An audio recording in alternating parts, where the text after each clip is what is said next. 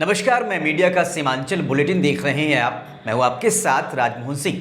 जैसा कि आपको पता है, इस बुलेटिन में हम आपको बिहार के किशनगंज, अररिया, पूर्णिया, कटिहार जिले की खबरों के साथ पश्चिम बंगाल के सिलीगुड़ी, दार्जिलिंग और उत्तर दिनाजपुर जिले की खबरें बताते हैं। तो चलिए शुरू करते हैं 22 जुलाई का सीमांचल बुलेटिन।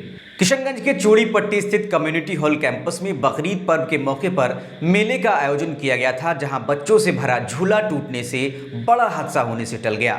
झूले में क्षमता से अधिक बच्चों को बिठाया गया था, जिसके कारण झूला भार सह नहीं पाया और टूट गया, जिसके बाद मेले में अफरा तफरी और भगदड़ मच गई। झूले में फंसे बच्चों को बचाने के लिए परिजन चीखने चिल्लाने लगे। बाद में स्थानीय लोगों की मदद से बच्चों को रेस्क्यू कर टूटे झूले से बाहर निकाला गया। हालांकि इस हादसे में कोई हताहत नहीं हुआ। बगैर जिला प्रशासन की इजाज़त के झूला लगाया गया था। वहीं प्रत्यक्षदर्शी इसका जिम्मेदार झूला मालिक को ठहरा रहे हैं, क्योंकि क्षमता से ज़्यादा झूले में बच्चों को बिठाकर चलाया जा रहा था। वहीं झूला संचालक का कहना है कि बच्चे ज़बरदस्ती झूले में बैठे जा रहे थे, मना करने पर नहीं सुन रहे थे।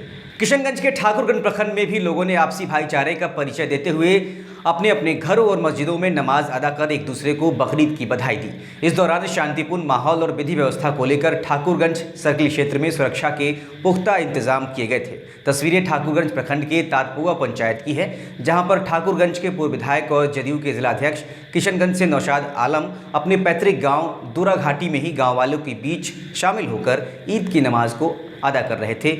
उन्होंने सभी को ईद की मुबारकबाद दी। कहीं ईद की खुशी तो कहीं चोरी का गम। खबर किशनगंज जिले के ठाकुरगंज प्रखंड अंतर्गत जीरनगंज पंचायत ओल्ड मेची की है। NH 327E के पास ओल्ड मेची मंगली हाट में ईद से पहले मंगलवार रात वार्ड नंबर 7 में स्थित कपड़ा दुकान को चोरों ने निशाना बनाया। दुकान के ऊपरी हिस्से में से टीने को काटकर चोरी की वारदात को अंजाम दिया गया।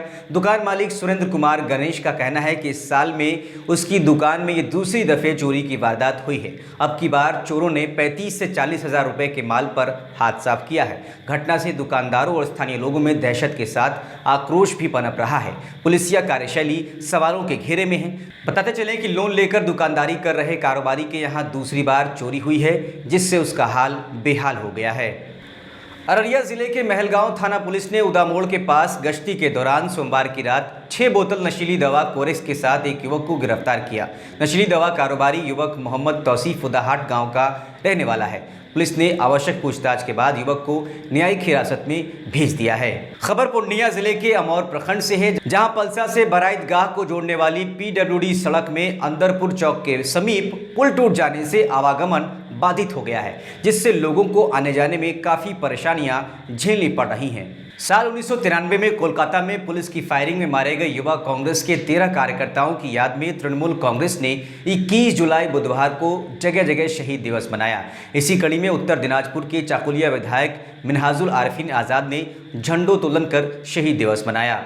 वहीं उत्तर दिनाजपुर के इस्लामपुर में भी इस्लामपुर सिटी यूथ तृणमूल कांग्रेस ने शहीद दिवस पे झंडोत्तोलन किया। मौके पर Islampur TMC block president Zakir Hussain मौजूद रहे। सिलीगुड़ी में सत्ताधारी तृणमूल कांग्रेस की तरफ से वर्चुअल सभा का आयोजन किया गया।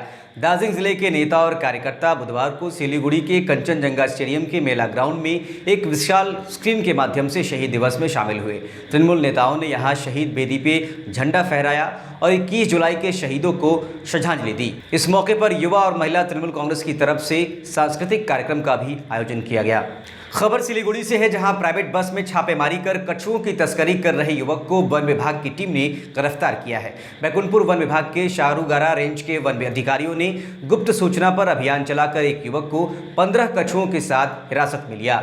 वन विभाग सूत्रों के अनुसार इन कछुओं को बिहार से दक्षिण दिनाजपुर के गंगारामपुर होते हुए सिलीगुड़ी लाया जा रहा था। ADFO जयंत मंडल ने बताया कि कछुओं को बेचने के उद्देश्य से ले जाया जा रहा था। उत्तर दिनाजपुर जिले के चोपड़ा में चाय बागान से एक व्यक्ति का फंदे से लटकता शव बरामद किया गया। चोपड़ा प्रखंड के मझियाली ग्राम पंचायत के लच्छूगंज इलाके में इस घटना के बाद पूरे इलाके में हड़कंप मच गया। जानकारी के मुताबिक बुधवार की सुबह चाय बागान के कर्मचारियों ने बागान में एक व्यक्ति का लटकता हुआ शव देखा। बताया जाता है कि सिलास मुंडा नामक ये शख्स मंगलवार से अपने आवास से लापता था। घर के लोगों ने उसकी काफ़ी तलाश की, लेकिन उसका कोई पता नहीं चला।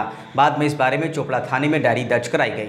बुधवार सुबह चाय बागान के मजदूर पत्ते तोड़ने गए तो उन्होंने सिलास मुंडा का शव पेड़ से लटकते पाया। खबर मिलते ही पुलिस मौके पर पहुंची और शव को कब्जे में लेकर पोस्टमार्टम के लिए इस्लामपुर महकमा अस्पताल भेज दिया। कोलकाता से दार्जिलिंग लौटते वक्त उत्तर दिनाजपुर जिले के चोपड़ा ब्लॉक के नलबाड़ी इलाके में 31 नंबर राष्ट्रीय राजमार्ग पर यात्रियों से लदा एक इनोवा कार अनियंत्रित होकर सड़क किनारे खाई में पलट गया। घटना में चालक समेत 3 लोग घायल हो गए। हालांकि किसी के हताहत होने की खबर नहीं है। कार में सवार गणेश सिद्धि नाम के व्यक्ति ने बताया कि गुप्ता पेट्रोल पंप के सामने नेशनल रोड नंबर 31 के किनारे एक पिकअप वैन खड़ी थी। अचानक कार आगे बढ़ी और नियंत्रण खो बैठी और खाई में जा गिरी। बताया जा रहा है कि 3 लोगों को मामूली चोटें आई। घटना की खबर मिलते ही चोपड़ा थाने की पुलिस और नलबाड़ी के सामने ड्यूटी पर तैनात पुलिसकर्मी मौके पर पहुंचे। पुलिस ने कार और यात्रियों को खाई से बाहर निकाला।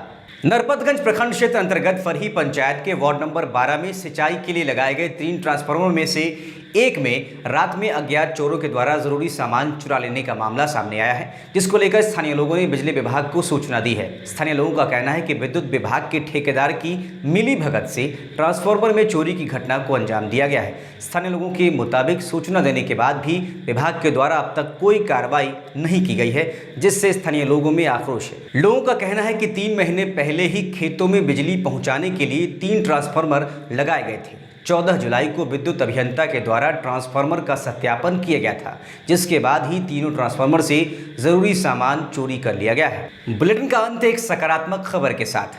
कोरोना जैसी वैश्विक महामारी के दौर में सुदूरवर्ती ग्रामीण इलाकों में जरूरी स्वास्थ्य सेवाओं की उपलब्धता सुनिश्चित कराने में जमीनी स्तर के स्वास्थ्य कर्मियों ने अपनी महत्वपूर्ण भागीदारी निभाई है।